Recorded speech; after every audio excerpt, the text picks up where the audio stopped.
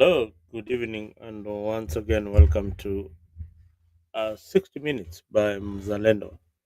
And I hope you're all fine. We begin the week, of course, with some politics. And I wish that every one of you who is going out there rushing to work this morning can pay some good attention to what I'm about to say about our current political situation. A lot has happened, and first of all, ODM political movement is holding its 20 years since it was founded, and they're celebrating in Mombasa. So, congratulations to the Orange Democratic Movement for giving us 20 years, of course, with a lot of drama in the political movement.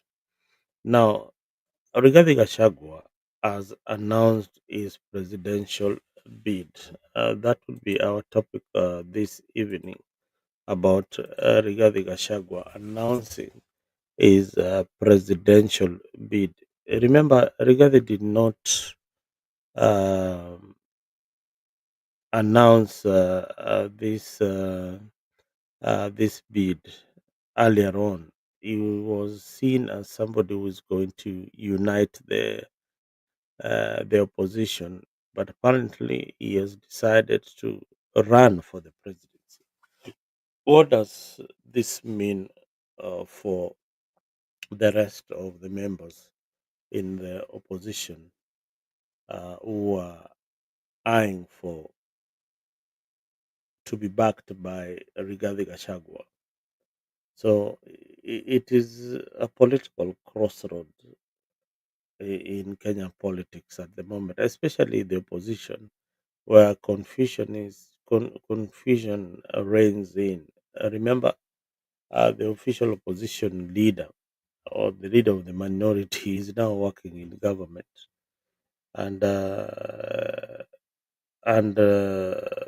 there are no checks and government and balances in the government. Now, let us go back to how all this started between Rigathi Gachagua and William Ruto, who stood side by side and promised many things for Kenyans. But today, the alliance is unraveling, and the stakes could even be higher than what it is at the moment. So, what really happened between these two individuals that they don't even see eye to eye? Yeah. So there's a lot. There's a lot. It reminds me of the story of William Samoei Ruto and Uhuru Kenyatta. Now, in 2022, Gachagua was the face of loyalty uh, to the Asla nation, and they had found a deputy that is the best, a deputy that will work with the president. They vowed to work together to uplift the ordinary Kenyans and to rewrite the story of leadership in Kenya. But beneath the campaign smiles, and there were tensions in that movement that we could not even see. Maybe the politicians in those camps had noticed, but we the ordinary citizens could not see the tension between Rigathi Gachagua and William Samoei Ruto.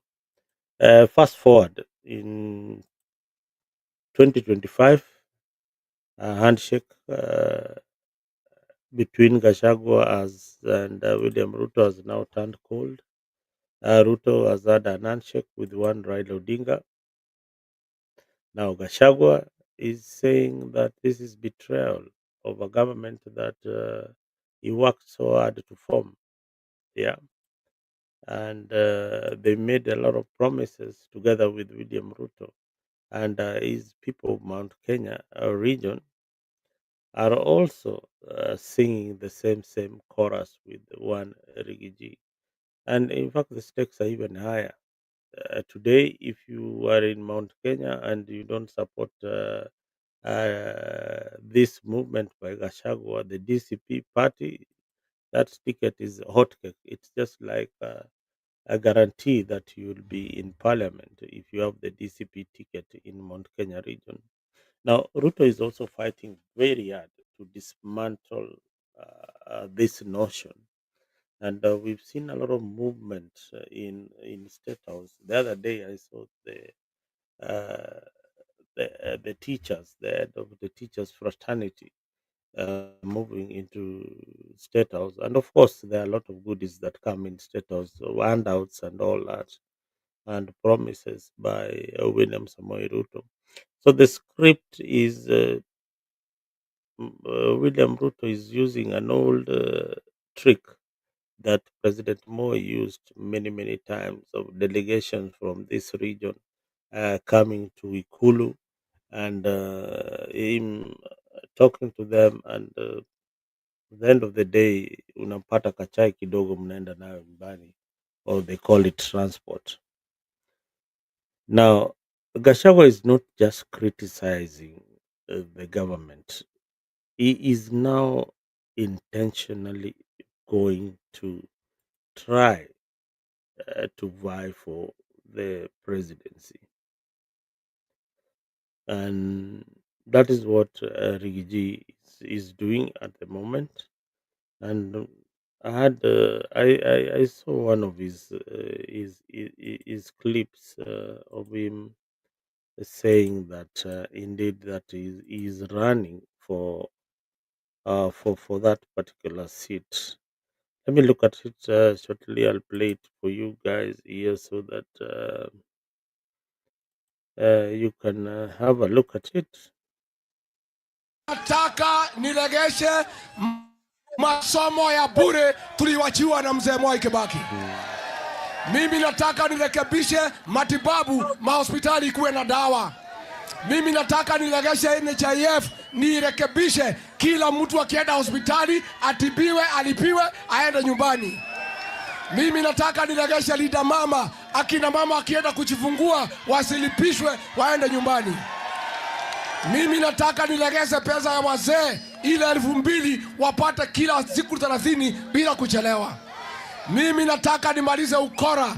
Vijana wanapiga watu na visu huko Nairobi. Hakuna amani, hakuna usalama. Nataka nitengeneze usalama ya Kenya. Rigiji ataweza hawezi? Anaweza hawezi?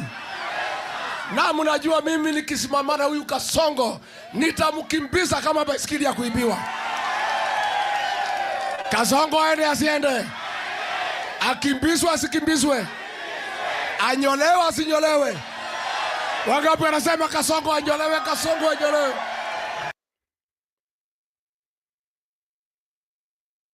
Yes, wangapi wanasema Kasongo anyolewe?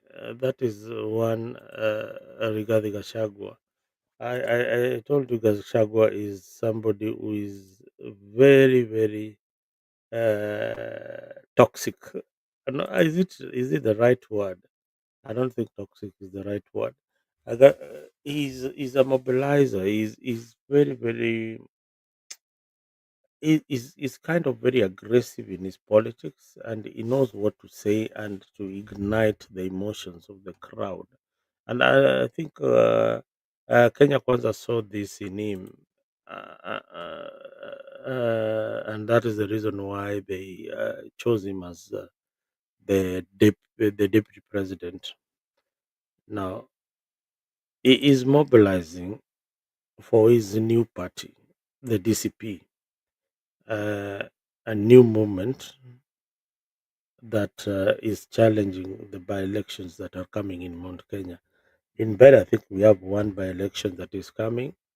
He's also urging Mount Kenya leaders uh, to work with him, and those who are not ready to work with him is urging the residents to collect signatures. Although this is not going anywhere, uh, but it's a bold statement. It's a bold statement. At one point, he wanted them to resign, but I don't think anybody would risk to 1 million under the CDF that they are pocketing some of them to go and risk a rerun.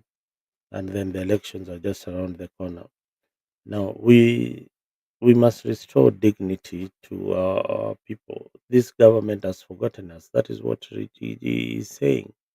He is promising to bring free education, and I've said that one of the things that William Samoei Ruto would have done for the Kenyan people is to ensure that we have uh, free secondary education. Now, if he had done that, if William Samoei Ruto had made sure that we have free secondary education, uh, his path for victory would have been very, very, very smooth, and people would have seen him as somebody who is uh, copied the legacy of the late Mwai Kibaki. Now, there is some development projects that William Ruto has done. At least you can mention a few things that William Ruto has done effectively that will give him a plus. Yeah, the inclusion of ODM members into his cabinet. Those were regarded as people who were being marginalized at some point. So the inclusion of ODM members into his cabinet is something that is very significant. Now that cuts across into Raila Odinga's base. Now that is one area that politically William Ruto has scored. Now another area is on this affordable housing. Al- Although it has got some issues, but you are seeing him meeting delegations at State House. The people who would be complaining a lot about affordable housing are the working class, whose pay slips are being deducted. But now he's trying also, William Ruto is trying very hard to mend fences with the middle class in Kenya. So what does this tell you? That he is penetrating in areas where likely in 2027 he would not have gotten votes. But what are the opposition doing to win the votes in Kenya? Now, regarding Gachagua's ambition for presidency, for me, I feel that it gives William Samoei Ruto an edge. Yes, it gives William Ruto an edge. And if the opposition are not very, very careful, then William Samoei Ruto and his team are going to win the 2027 elections. Uh, if William Ruto faces Rigathi Gachagua at the ballot, I can tell you that majority of Kenyans will not vote for uh, Rigathi Gachagua, and for one reason. There is this ping pong game between the Kikuyu community and the Kalenjin community that m- majority of Kenyans feel that it needs to end at some point. And if the opposition gets it right, then they would give us a president from a minority community. They need to look at politics in that manner. But politicians are greedy. Yeah, they are being pushed. But frankly speaking, on the other hand, it is only Rigiji who seems to be the strong opposition leader. But unfortunately, his strength as a strong opposition leader is not sufficient enough to face William Ruto, being that historically he will be judged by by the history of our politics. We have had uh, three Kikuyu presidents, and we have had now two Kalenjin presidents. We are a country of 43 tribes. Now, this is why Kenyans are hungry. They don't want this ping pong game to continue. Now, so you've seen the recent poll saying that even the unity of William Ruto and Raila Odinga is not popular. 64% of Kenyans are saying they don't agree to the unity of one Raila Odinga and William Samoei Ruto. What does that tell you? That there is something that is not right. There's something that is not right. And Mohammed Ibrahim, thank you very much for tuning in to Afrique 24. And thank you for subscribing to Freak. If you've not subscribed on YouTube, tafadhali, make sure that you do subscribe on YouTube so that we can be sharing some of your comments, like what you're saying. Mohammed Ibrahim says that Rigathi Gachagua is dreaming. I don't know whether you're saying it's Rigathi or it is William Samoei Ruto, and many others who have tuned in. Asanteni sana from Tembei TV, our sister station. But make sure that if you are on Tembei Facebook, make sure that you go to Afric YouTube so that I can see what your comments are this morning. And thank you very much, Boni. Thank you, asante sana Boni Boni Ogega. Asante sana Boni. Make sure that umeingia pale Afrika subscribe, and we want to see some of your comments, especially those who come from the Kisii region. We have seen Matiangi Matiangi mobilizing the community, but we have Maraga also. Maraga also, we are told, is a Gen Z candidate.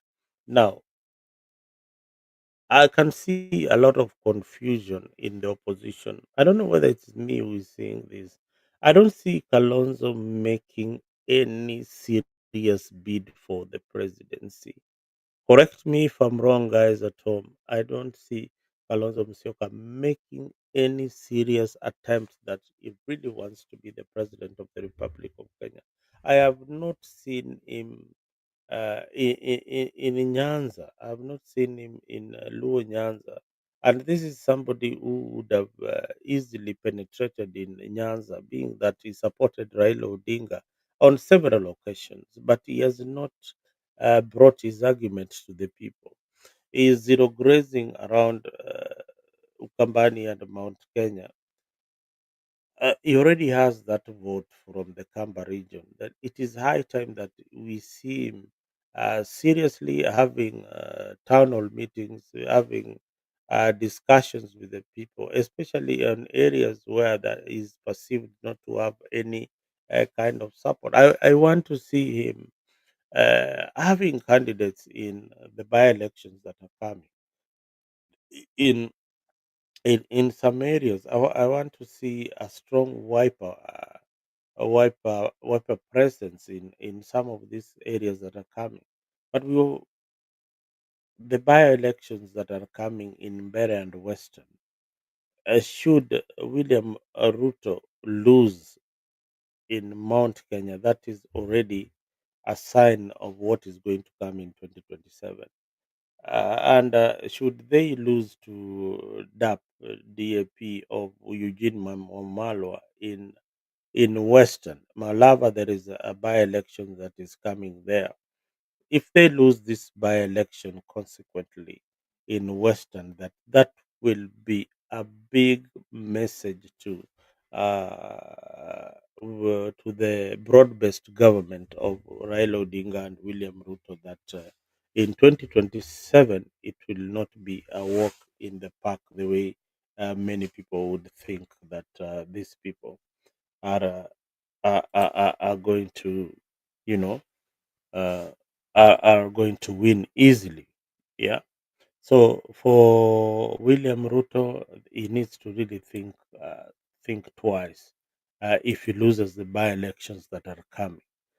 Being that they are in power now, they control the state machineries, and of course, Kenyan elections sometimes there is some kind of rigging. Now, in Luo Nyanza, there's also a by-election that is coming of Kasipul Kabondo, if I'm not wrong. That one, the race is kind of a two-horse race between an independent candidate and ODM. The opposition have not fielded a candidate in those particular areas, and I don't know if they are talking about unity. then they need to expand and say that okay, let's even gamble and and go fishing.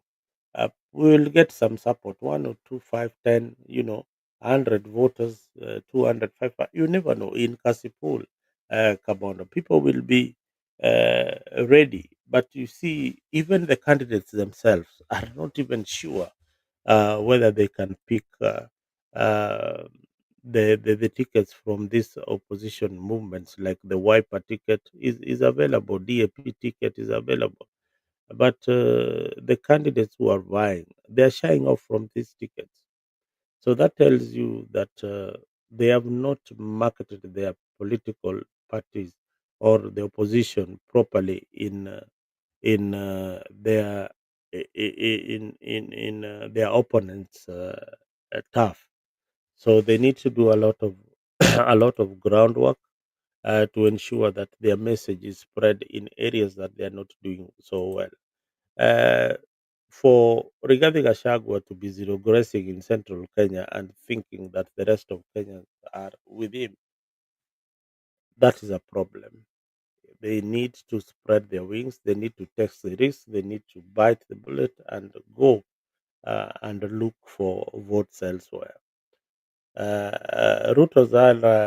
Ruto's allies are also kind of sounding an alarm that all is not well even within Ruto's camp. Remember, there is Kindiki and there is Raila Odinga and there is ODM party there. ODM ODM party is the is we want to say is is the most credible partner for William Ruto uh, currently after Central moving out with Gachagua.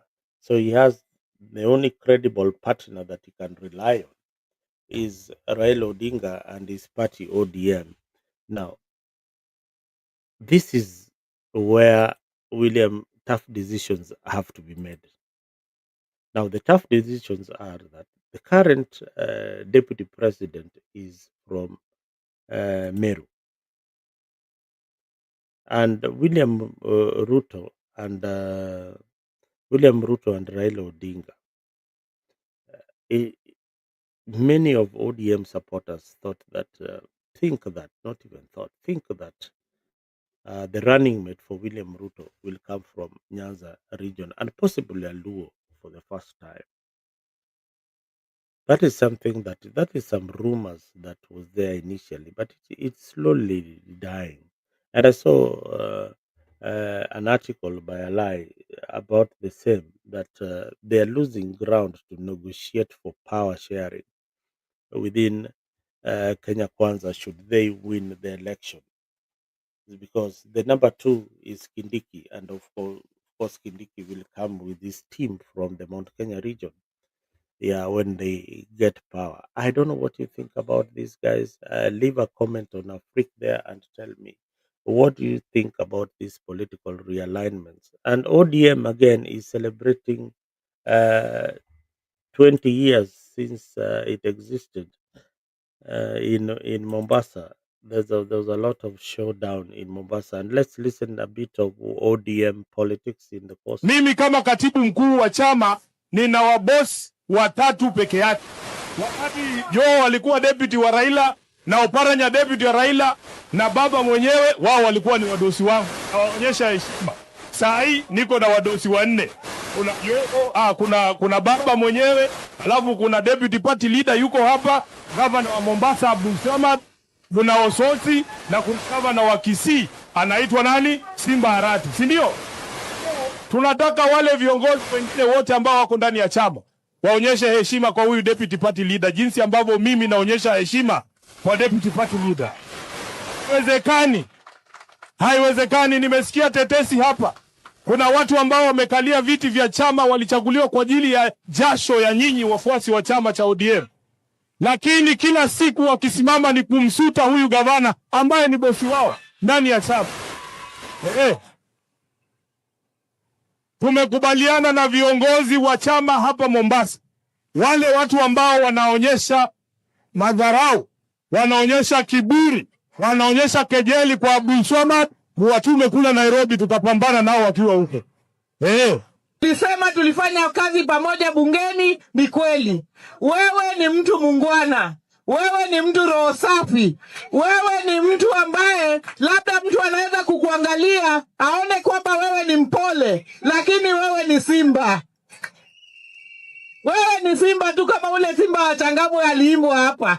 Na mimi nataka niseme ya kwamba wale watu ambao nimesikia mpaka ma MCA na wengine wameteuliwa katika chama cha ODM, lakini wanakuja kukudharau. Niwaambie wasione simba amenyeshewa akadhani ni paka, wajue kwamba utatoa makucha na watafurahia. Na mimi kama mwenyekiti wa chama nimesimamia mambo ya nidhamu. Na mimi nataka branches ya hapa chini waandike barua kwa mwenyekiti wa chama ili wale watu ambao wamekosa nidhamu kwa deputy party leader waweze kuchukuliwa ile hatua ambayo inatakikana.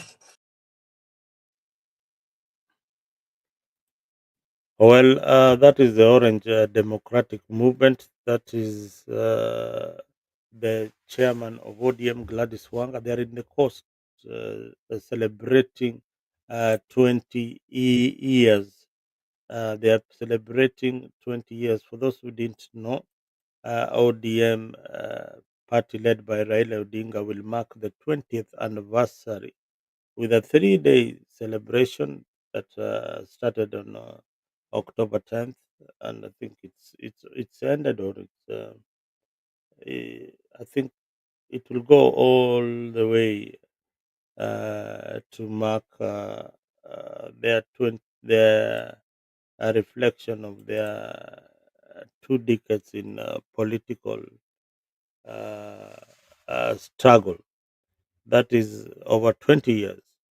They are in political struggle in Kenya, democratic victory and grassroots mobilization. Now they had a lot of activities there. The Women Convention honoring the role of women in Kenyan democracy. Those youth concerts, and of course the football tournaments between FC Leopards, Bandari, Gor Mahia, and Shabana that will be happening in down in the coast. Now, ODM Secretary General is very controversial. At one point, is skipping some of this function, and the other point is with the party. But ODM Secretary General described this anniversary as a moment to reflect the party's role in defending the constitutionalism of and the people's rights, and invited all Kenyans of goodwill to celebrate with them in whatever way. Now, Sifuna has been sending mixed signals. Today, there was a rumor that he has resigned, but I don't think Sifuna is going anywhere. He's not going anywhere. And if LDM really wanted to deal with Sifuna, they would have sacked him a long time ago as the Secretary General. But they're tolerating whatever he's saying, probably to hold on the base that I normally talk about, the youth, the Gen Z base. You saw what happened in Nepal. Gen Z si mchezo. I have been telling people that this year, these Gen Zs uh, is the largest voting bloc that is coming in for the first time to participate actively in uh, in 2027 election. And each and every politician is trying to identify themselves with this particular group, and they have their preference. Most of them are saying that they are going to vote for Matiangi. Others are saying that they are with Maraga. But if the opposition gets its footing right, and that is the reason why I had this program this evening, that somebody should advise Gachagua that yes, he's one of the strongest candidates and a very good orator, but it is not the right time to have a Kikuyu candidate running for president in a polarized country like Kenya. What we're trying to fight again is tribalism, and there is also this entitlement that comes with responsibility. Now, there are communities that feel that they are so entitled to the presidency, and they've been there before. Thank you, Lambo Venture Maina. Asante sana for tuning in. Kenny Parduz, Ken Kura, and Bonnie Ogega. Asanteni sana. And of course, Alex Ogega pia pale. Good morning. Yes, that was a wonderful show. I was in yesterday on Dimba. That was a very nice production, and keep it up. Now, guys, if you have not subscribed on Afrique, make sure that you go to our YouTube. If you're watching us from Mtembei Facebook, kuja pale Afrique, make sure that umetupatia like, even if you don't want to subscribe. Leave a message, leave a critic. We like criticism so that we can move on and improve on what you think that is important that we should do. All we do here on Africa is to give you a civic education and an informed choice. My opinion could vary or differ with yours, but if you have followed me in many years of political analysis on different forums, normally I take a stand, and most of the time it is the winning strategy. And whatever I say, please take it seriously because I don't know. I can predict things that are going to come in our politics. Right now, I am seeing a confusion in the opposition. And I'm also seeing that Ruto is fishing for one more ally to join his camp. And if he gets that person, then I can tell you for free that Rigathi Gachagua will be the official opposition leader, and William Samoei Ruto will be the president in 2027. And I want you to, I want, I want us to, I want you guys at home to guess who William Ruto is actually fishing for in the opposition. And I've told you, every Kenyan has a price tag kwa kichwa yake amewekewa. Hata kama ni mzalendo here, there is always a price tag. Every other Kenyan out there, I always think that there is a price tag, especially those in the political circles. I think there is a price tag for each and every individual. You saw the chair lady for LSK. Kameenda kame story ndio hiyo imeisha. Now, and many other people, there is always a price tag for someone. It takes a lot of persuasion, it takes a lot of influence, but at the end of the day, our politics is about negotiations and compromise. And sometimes you don't blame your leaders too much. It is the people who are pushing him. Like somebody like Raila, I am sure there was a lot of push that you really have to take whatever you're being given. Hata kama ni mkia ya ng'ombe, mkia ya ng'ombe pia iko na nyama tutakula. So you're being pushed, yes, it's better than nothing kuliko kukaa huko nje.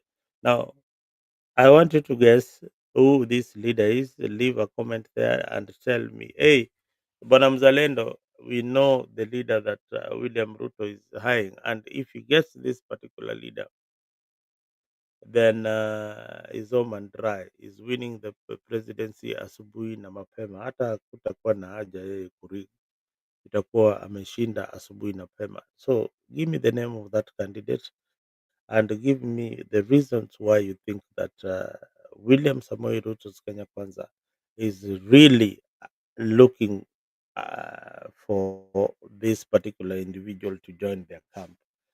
And if you have not subscribed, once again, this is Africa 24. We have got a cocktail of programs here on Africa. We have got Dimba Al Africa that comes each and every weekend to analyze for you your football and the person, and you'll have great conversation with the youths around the world about the EPL soccer and of course our FKF football and Arambe Stars, and AFCON is also coming to Kenya. That one also is another political statement that William Ruto will make that will earn him so many votes come AFCON. AFCON is coming just before the elections in 2027. So AFCON ikikuja, mm, the pamoja AFCON that is being played between you in played in Uganda, Tanzania, and Kenya, that will be a very good pitching point for William Ruto's presidency in 2027. If Arambeta Stars performs well, I can assure you, with the goodies that William Ruto is ready to give, oh my God, every other youth and sportsman in the country will vote for the president. And of course, their parents and everybody will see that, okay, this president is the first one to do the 1 million, is the first one to give Arambe Stars at least something that people can relate to. So sometimes, even if you criticize Ruto a lot, there is some good things that he's doing. And here in Africa, we said that we have to be objective. If there is something that the president is doing right, yes, tutampatia maua zake mapema na tuseme hey, bwana rais warambe pale. I don't think anybody doubts that William Ruto did a bad thing to give those boys incentives. Everybody who loves soccer or everybody who was watching the progress of Harambee Stars agreed that the government, for the first time, did something wonderful for the team. Something wonderful for the team. And if we have been following the progress consequently, the boys have been, apart from the game that they were beaten by Gambia, they came back stronger and beat Shishel. So this is good. Not every day is Sunday. Kila siku si Ijumaa. So that is what is happening in politics. And again, as I told you, my biggest question is if uh, if Gachagua runs for the presidency, he insists to run for the presidency. Those are alarm bells for me. Eh? Uh, those are alarm bells for me. I don't know what you think, but he's a Kenyan. He's allowed to do whatever he wants to do. If he qualifies to run for that office, then that's it. He has got a region that has got 8 million voters, registered voters, that is behind him. Yeah, he will go for it. And if he loses, then he becomes the official opposition leader in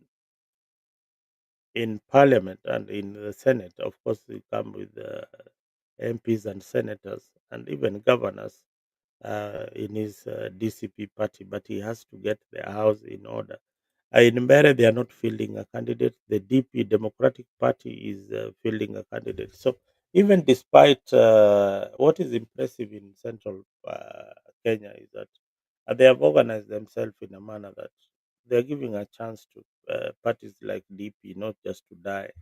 The only party that I'm seeing that is going to die a natural death, just like Kanu died, is Jubilee. Jubilee haina mbele wala nyuma. I don't know kama ni mimi ndio naiona tofauti. I don't even know what they should just wind up and join the government. I don't think that they have got they bring in any serious bid for the presidency. I understand that Matiang'i is the candidate. Matiang'i, is it easy to revive Jubilee, or is it easier to come up with your own party and and build a brand? Uh, Rebuilding the brand called Jubilee, it has been used. It is outdated. You need to come up with a brand and rebuild it from scratch. And we out here, we will market you so long as you're saying the right thing to the Kenyan people. We will ensure that you are visible in our various platforms. So for people like Matiangi, they need to think twice if they're going to run on a Jubilee ticket. Mm.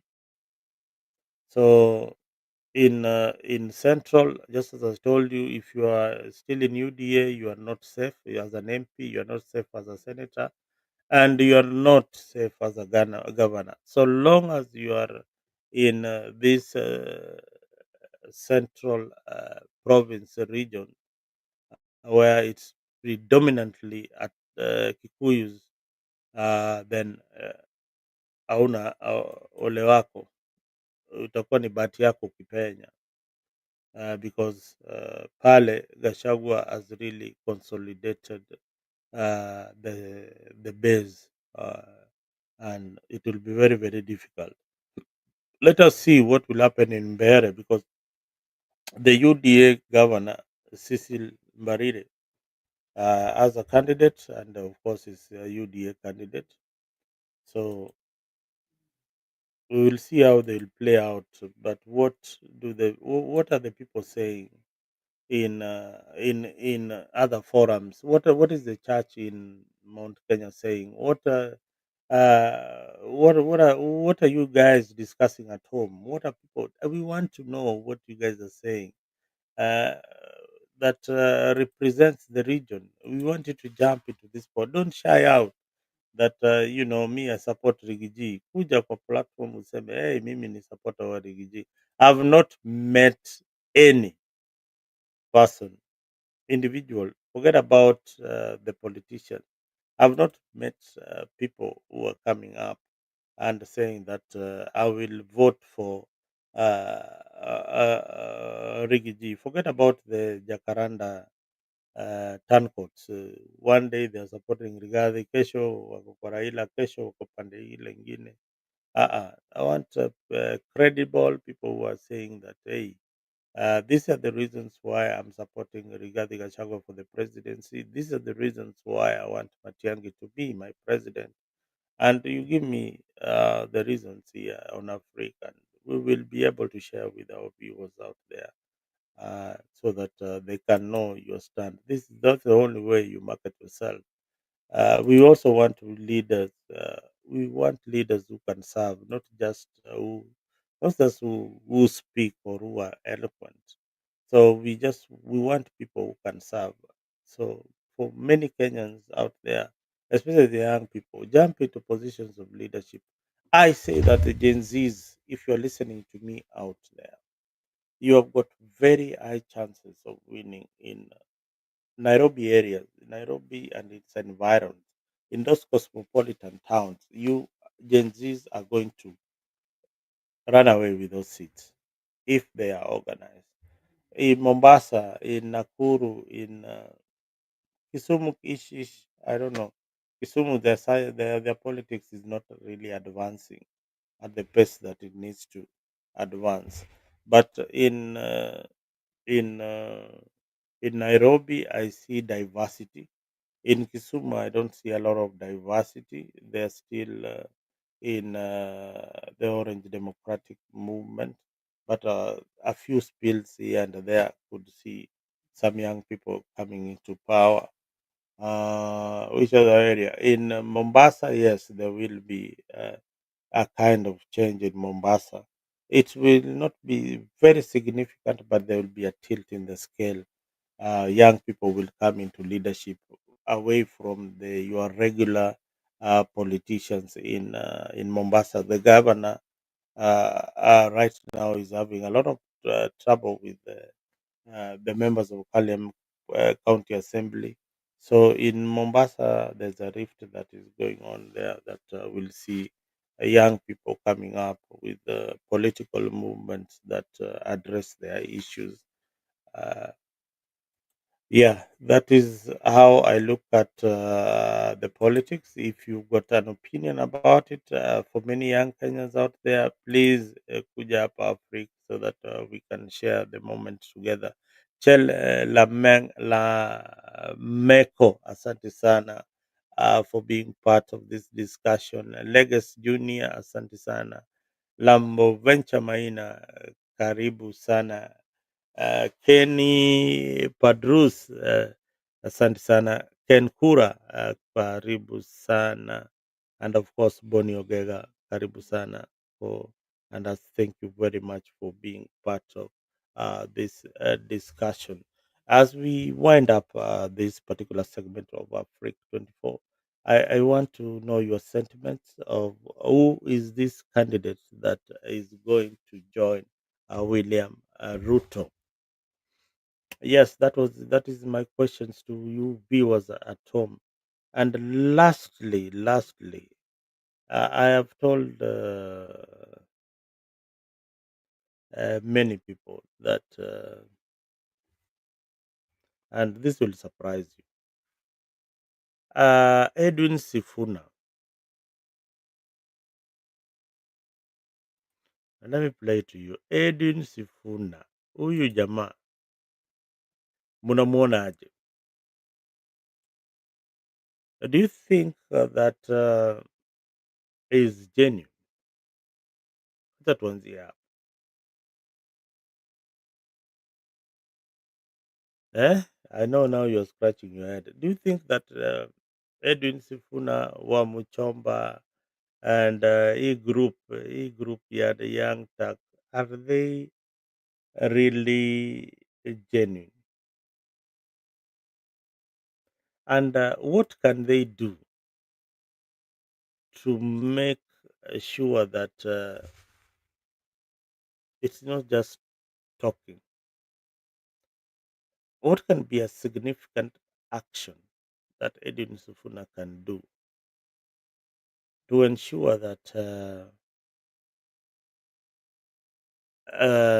the young people, because this kind of politics is resonating very well with the young people and many other Kenyans who are in the middle class, vote for him as senator in 2027. Should he still hang on in Orange Democratic Movement, or should he come out now? And even if he comes out, my fear is this: if he comes out of Orange Democratic Movement without being sacked, then chances are that it could easily fizzle out very fast, because the elections are maybe 2 years away. So that's a long time. That's a very long time for political rhetorics. So, and I asked also you viewers at home, why do you think that the ODM fraternity have not called Babu Owino or Edwin Sifuna for disciplinary action? They have gone against the party. The party is supporting the broad based government, and they are not supporting the broad based government, and they have not been reprimanded to toe the line, because each and every elected member of a political movement must follow the party, what it stands for, the ideologies that they are propagating at that particular time. If they stand for free secondary or free education, free secondary education, they must all be whipped to support that particular agenda. But here is the Secretary General of the biggest party in Eastern Central Limpopo not supporting the agenda of the party. and is still within the party ranks. So I leave it for you, viewers at home.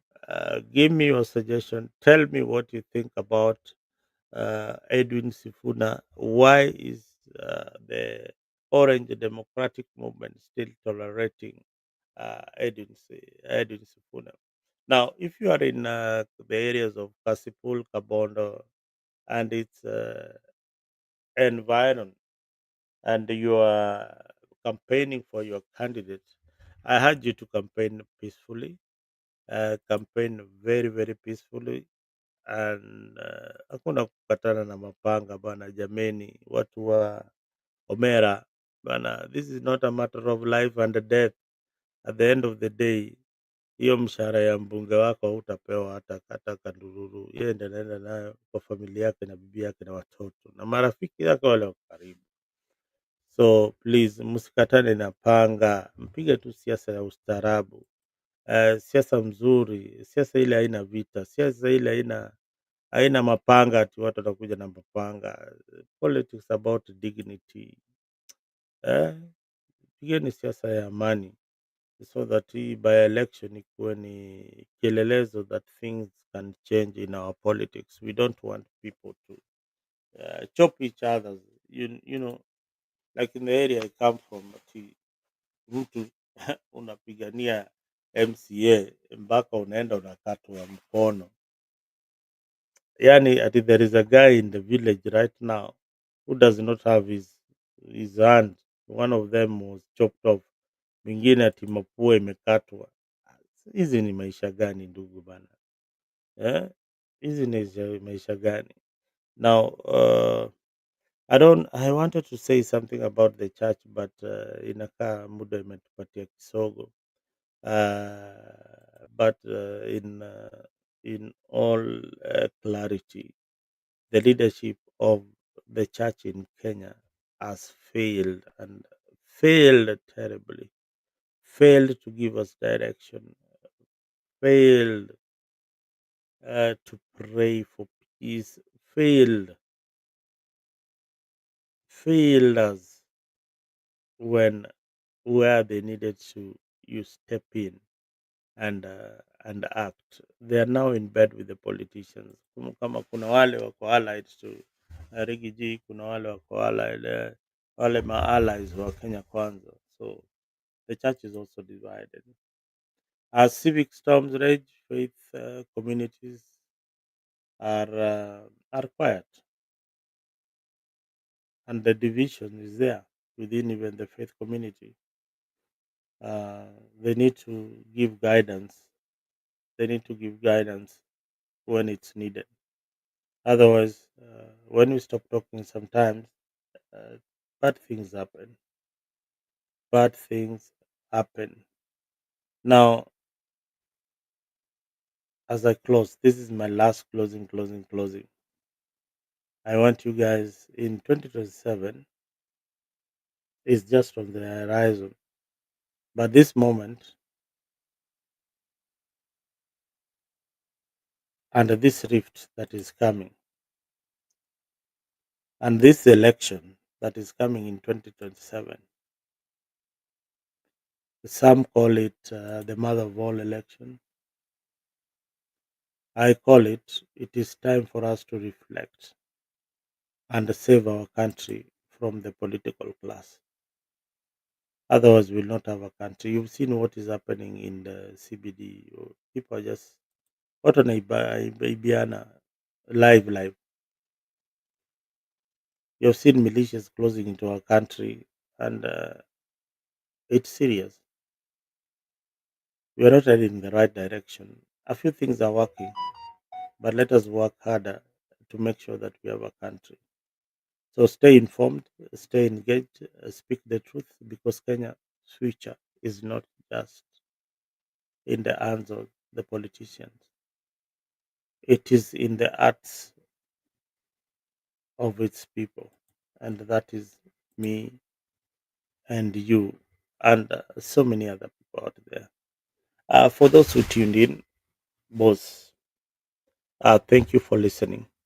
For those who didn't like what I said, please pole sana. Maybe next time I would say things that probably you want to hear. But these were my views. These are not the views of Africa 24, definitely.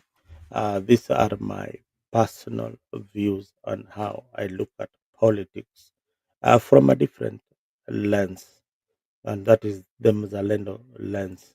And thank you guys for being wonderful and engaging on the comment section.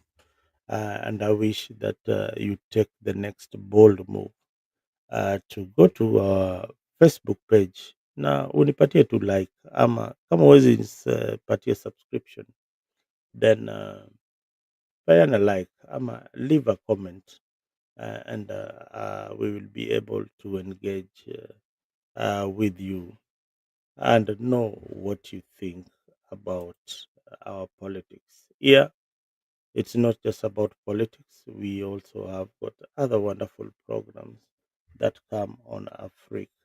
Otherwise, guys, thank you very, very much and have a good morning and a wonderful week ahead. I have been your one and only